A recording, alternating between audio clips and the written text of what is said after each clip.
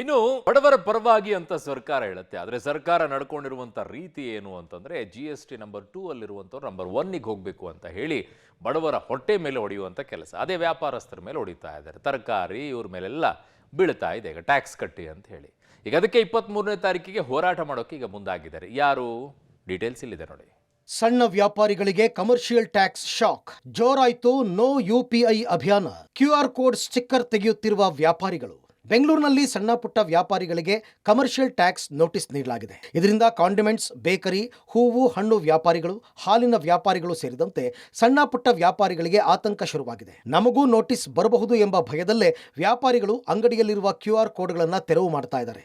ನಾವು ನಗದಿನಲ್ಲೇ ವ್ಯವಹಾರ ಮಾಡ್ತೀವಿ, UPI ಸಹವಾಸವೇ ಬೇಡ ಅಂತ ನೋ UPI ಅಭಿಯಾನ ಆರಂಭಿಸಿದ್ದಾರೆ. ನಾವು UPI ಮೂಲಕ ಆನ್ಲೈನ್ ಪೇಮೆಂಟ್ ಮಾಡಿಸ್ಕೊಂಡ್ರೆ ನಮಗೂ ಮುಂದೆ ನೋಟಿಸ್ ಬರಬಹುದು ಎಂಬ ಭೀತಿಯಲ್ಲಿ UPI ಕೋಡನ್ನು ತೆಗಿತಾ ಇದ್ದಾರೆ. ಸಂಪೂರ್ಣ ನಗದು ರೂಪದಲ್ಲಿ ವ್ಯವಹರಿಸಲು ಮುಂದಾಗಿದ್ದಾರೆ. ವರ್ತಕರ ಮೇಲೆ ಟ್ಯಾಕ್ಸ್ ನೋಟಿಸ್ ಪ್ರಹಾರ. ನಗದು ವ್ಯವಹಾರಗಳ ಮೊರೆ ಹೋದ ವ್ಯಾಪಾರಿಗಳು ಏನಾದರೂ ತಗೊಳ್ಳಿ, ಕ್ಯಾಶ್ ಕೊಡಿ ಅಂತಿದ್ದಾರೆ ಮಾರಾಟಗಾರರು. ಪಬ್ಲಿಕ್ ಟಿವಿಯಲ್ಲಿ ಮೆಗಾ ರಿಯಾಲಿಟಿ ಚೆಕ್. ಹೌದು, ವಾಣಿಜ್ಯ ತೆರಿಗೆ ಇಲಾಖೆ ಅಧಿಕಾರಿಗಳ ಟ್ಯಾಕ್ಸ್ ಅಸ್ತ್ರಕ್ಕೆ ಬೀದಿ ಬದಿ ವ್ಯಾಪಾರಿಗಳು ಭಯಗೊಂಡಿದ್ದಾರೆ. ಬೀದಿ ಬದಿಯಲ್ಲಿ ಬಟ್ಟೆ, ಫ್ಯಾನ್ಸಿ ಐಟಮ್ಗಳ ವ್ಯಾಪಾರ ಮಾಡೋರು ಈಗ UPI ಮೂಲಕ ಹಣ ಸ್ವೀಕಾರವನ್ನು ತಿರಸ್ಕರಿಸ್ತಾ ಇದ್ದಾರೆ. ಅಲ್ಲದೆ phone pay, Google pay, Paytm ಮೂಲಕ ಹಣ ಸ್ವೀಕರಿಸಲ್ಲ, ನಗದು ಕೊಟ್ಟು ಸಹಕರಿಸಿ, ನಮ್ಮನ್ನ ಬದುಕಲು ಬಿಡಿ ಅಂತ ಸರ್ಕಾರಕ್ಕೆ ಮನವಿ ರೀತಿಯ ಪೋಸ್ಟರ್ ಅಂಟಿಸಿದ್ದಾರೆ. GST ಅಂತ ಬಂದ್ಬಿಟ್ಟು ನಮಗೆ ಭಾಳ ಇದಾಗ್ತದೆ. ಸರ್ಕಾರ, ಕೇಂದ್ರ ಸರ್ಕಾರ ಮಾಡಿದ್ಯೋ, ರಾಜ್ಯ ಸರ್ಕಾರ ಮಾಡಿದ್ಯೋ, ನಮ್ಗೆ ಯಾವುದೋ ಅಂದ್ರೆ ನಮ್ಗೆ ಗೊತ್ತಿಲ್ಲ. ಬಟ್ಟೆ ಹಾಕೋದ್ರಿಗೂ ಬಂದಿದೆ, ಕೊತ್ತಂಬರಿ ಸೊಪ್ಪು ಮಾರೋರಿಗೂ ಬಂದಿದೆ, ಈರುಳ್ಳಿ ಮಾರೋರಿಗೂ ಬಂದಿದೆ. ಇಲ್ಲಿ ಆದಷ್ಟು ಹಣ ಕೊಟ್ಟು ಗ್ರಾಹಕರು ಇದು ಮಾಡ್ಕೊಂಡು ಹೋದರೆ ನಮಗೂ ತುಂಬ ಒಳ್ಳೆಯದು. ಇನ್ನು ಹಾಲು ವ್ಯಾಪಾರಿಗಳಿಗೂ ಟ್ಯಾಕ್ಸ್ ನೋಟಿಸ್ ಎಫೆಕ್ಟ್ ತಟ್ಟಿದೆ.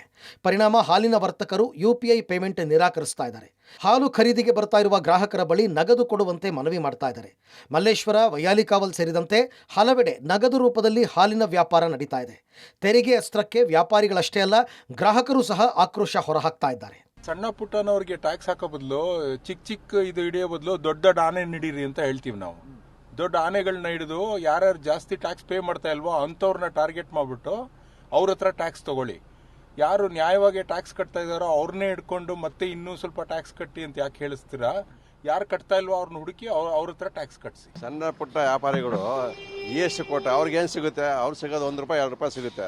ಅದ್ರಲ್ಲಿ GST ಕಟ್ಟಿರೋರು ಏನು ಮಾಡ್ತಾರೆ? ಮೊದಲೆಲ್ಲ ಏನು ಮಾಡ್ತಾಯಿದ್ರು? ಕ್ಯಾಶ್ ಕೊಟ್ಟು ತೊಗೊಂಡೋಗ್ತಾ ಇದ್ರು. ಇವಾಗ ಏನು ಮಾಡ್ರು? ಎಲ್ಲ ಬ್ಯಾಂಕ್ ಮೂಲಕ ವ್ಯವಹಾರ ಮಾಡಿ ಅಂತ ಹೇಳಿದ್ರು. ಬ್ಯಾಂಕ್ ಮೂಲಕ ವ್ಯವಹಾರ ಮಾಡಿದ್ರೆ ಈಗ GST ಹಾಕೋಕ್ಕೆ ಶುರು ಮಾಡಿದ್ರು.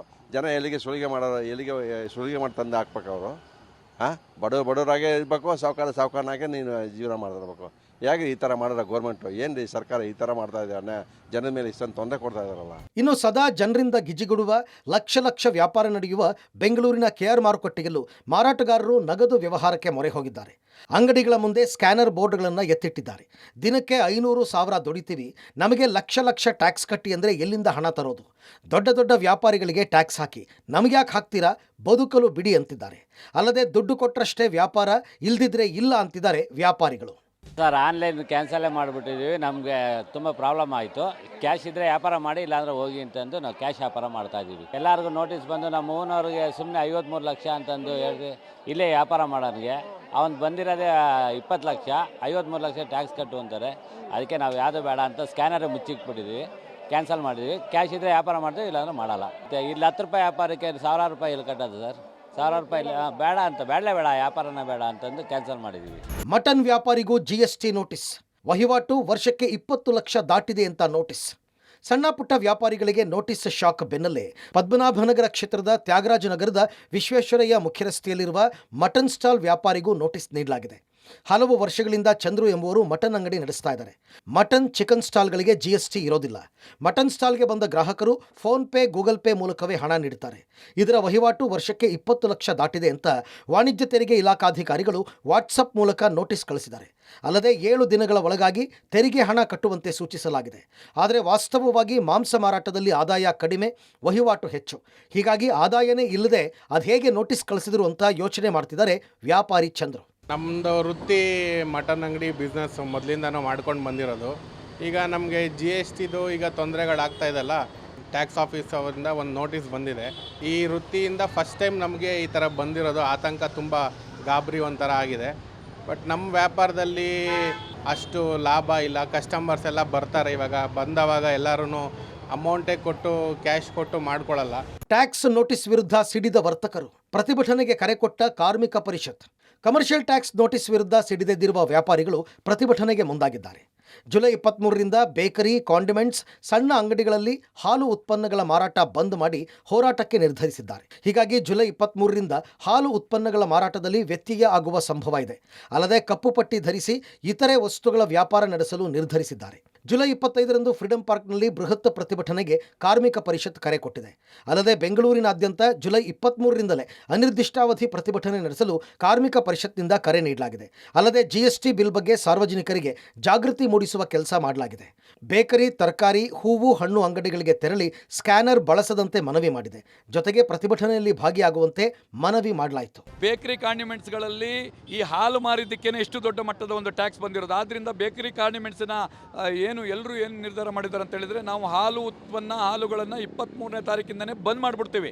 ಅದಲ್ಲದೆ ಕಪ್ಪು ಪಟ್ಟಿಯನ್ನು ಧರಿಸಿ, ತೋಳಿಗೋ ಅಥವಾ ಹಣೆಗೋ ಕಪ್ಪು ಪಟ್ಟಿಯನ್ನು ಧರಿಸಿ ಪ್ರತಿಭಟನೆ ಮುಖಾಂತರವಾಗಿ ಅಂಗಡಿಯನ್ನು 2 ದಿನ ಓಪನ್ ಇಟ್ಟಿರ್ತೀವಿ. ಆದರೆ ಹಾಲು ಉತ್ಪನ್ನಗಳು ಯಾವುದೂ ಇರಲ್ಲ, ಟೀ, ಕಾಫಿ ಇರಲ್ಲ, ಯಾವುದೂ ಇರಲ್ಲ. ಆದರೆ 25ನೇ ತಾರೀಕು ಇಡೀ ಬೇಕರಿ, ಕಾಂಡಿಮೆಂಟ್ಸು, ಬೀಡ ಅಂಗಡಿ, ತರಕಾರಿ ಅಂಗಡಿ, ಮಾಂಸದ ಅಂಗಡಿ ಎಲ್ಲರೂ ಕೂಡ ಸ್ವಯಂ ಪ್ರೇರಿತವಾಗಿ ಬಂದ್ ಮಾಡಿ ಪ್ರತಿಭಟನೆಗೆ ಬರ್ತಾ ಇದ್ದಾರೆ. 25ನೇ ತಾರೀಕು ಫ್ರೀಡಂ ಪಾರ್ಕ್ನಲ್ಲಿ ಜನ ಸಾಗರ ಸೇರ್ತದೆ, ಯಾಕಂದರೆ ನೊಂದವರ ಸಾಗರ. ಟ್ಯಾಕ್ಸ್ ಕೋಲಾಹಲಕ್ಕೆ ಸಿಎಂ ಫಸ್ಟ್ ರಿಯಾಕ್ಷನ್. ಕೇಂದ್ರ ಸರ್ಕಾರದತ್ತ ಬೊಟ್ಟು ಮಾಡಿದ ಸಿಎಂ. ಸಣ್ಣ ವ್ಯಾಪಾರಿಗಳಿಗೆ GST ಟ್ಯಾಕ್ಸ್ ವಿಚಾರವಾಗಿ ಸಿಎಂ ಸಿದ್ದರಾಮಯ್ಯ ಮೊದಲ ಪ್ರತಿಕ್ರಿಯೆ ಕೊಟ್ಟಿದ್ದಾರೆ. ಈ ಟ್ಯಾಕ್ಸ್ ಹಾಕಿರೋದು ಕೇಂದ್ರ ಸರ್ಕಾರ, ಇದು ನಮ್ಮ ಜವಾಬ್ದಾರಿ ಅಲ್ಲ. ನಮ್ಮ ರಾಜ್ಯದ GST ತೆರಿಗೆ ಇದ್ದರೆ ಅಧಿಕಾರಿಗಳೊಂದಿಗೆ ಚರ್ಚಿಸಿ ಬಗೆಹರಿಸುವ ಕೆಲಸವನ್ನ ಮಾಡ್ತೀನಿ ಅಂತ ಕೇಂದ್ರದತ್ತ ಬೊಟ್ಟು ಮಾಡಿದ್ದಾರೆ. GST ಮಾಡಿರೋರು government of India. GST council ಅಂತ ಇದೆ, ಅದು ಸ್ಟೇಟ್ ಗೌರ್ಮೆಂಟ್ ಅಧೀನದಲ್ಲಿ ಇಲ್ಲ, ಅದಿರೋದು ಗೌರ್ಮೆಂಟ್ ಆಫ್ ಇಂಡಿಯಾ ಅಧೀನದಲ್ಲಿ ಇರ್ತಕ್ಕಂಥದ್ದು. GST ಮಾಡ್ತಕ್ಕಂಥದ್ದು ಗೌರ್ಮೆಂಟ್ ಆಫ್ ಇಂಡಿಯಾ. ನಾವು ಹೆಂಗೆ it's not way state government is responsible. ನಾವು ಗೌರ್ಮೆಂಟ್ ಆಫ್ ಇಂಡಿಯಾದ ಜೊತೆ ಮಾತಾಡ್ತೀವಿ. ನಮ್ಮದೇನಾದ್ರು ಇದ್ದರೆ ನಾವು ಕಮರ್ಷಿಯಲ್ ಟ್ಯಾಕ್ಸ್ ಜೊತೆ ಮಾತಾಡಿ ತೀರ್ಮಾನ. ಒಟ್ಟಾರೆ ವಾಣಿಜ್ಯ ತೆರಿಗೆ ಇಲಾಖೆ ನೋಟಿಸ್ ಶಾಕ್ನಿಂದ ವ್ಯಾಪಾರಿಗಳು ಕಂಗಾಲಾಗಿದ್ದು, 100ರ ಲೆಕ್ಕದಲ್ಲಿ ದುಡಿಯುವವರಿಗೆ ಲಕ್ಷ ಟ್ಯಾಕ್ಸ್ ಕಟ್ಟಿ ಅಂದರೆ ಎಲ್ಲಿಂದ ತರೋದು ಅಂತಿದ್ದಾರೆ.